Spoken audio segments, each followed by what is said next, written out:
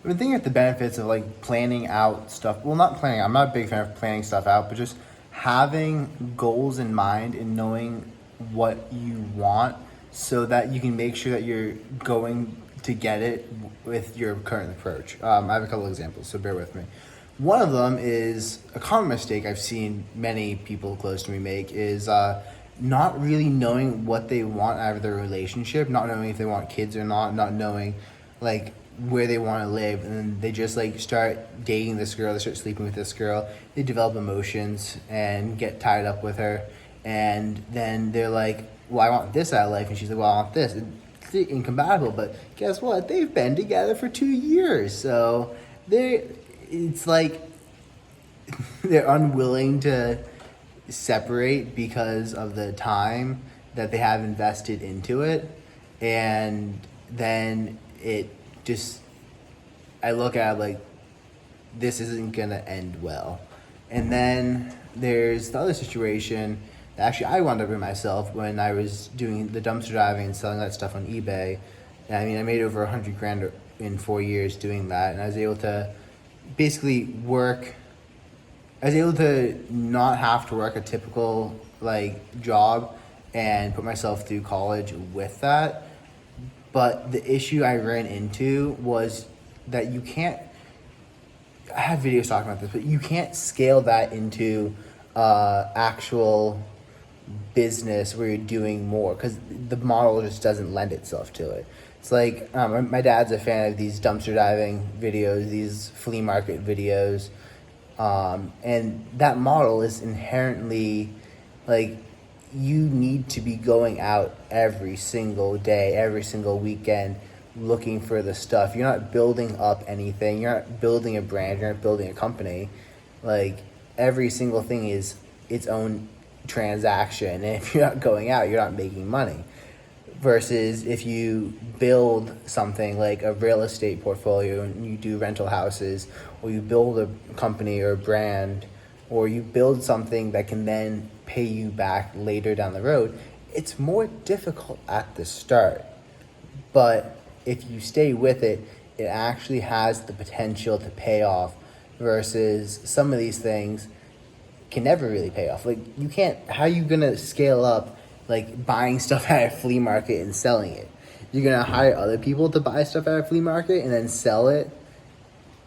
Why the fuck would they do that? They're just gonna start their own business. Like you can't teach that. Like the skill is such that when you teach it to someone else, they're just gonna go off and do it. Like there is no proprietary thing to it.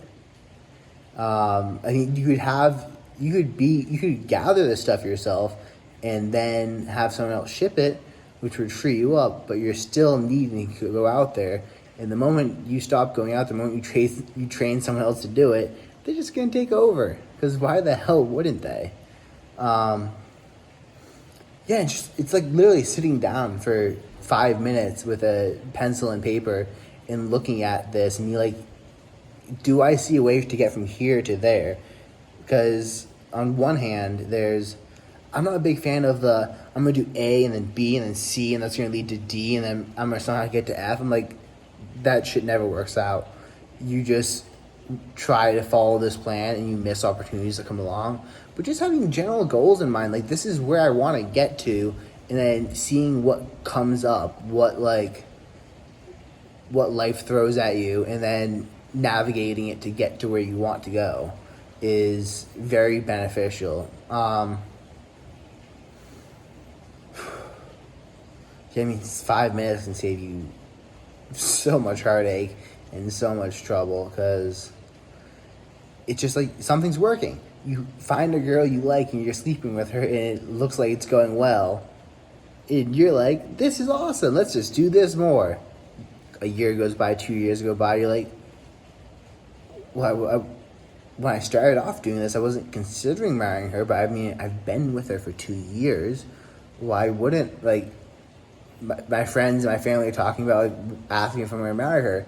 But it's like, I just was sleeping with her because it was fun. It's like, you have to think this shit out. Because this happens to people. Like, you really want some hookup that turns into a long-term thing to be the mother of your kids.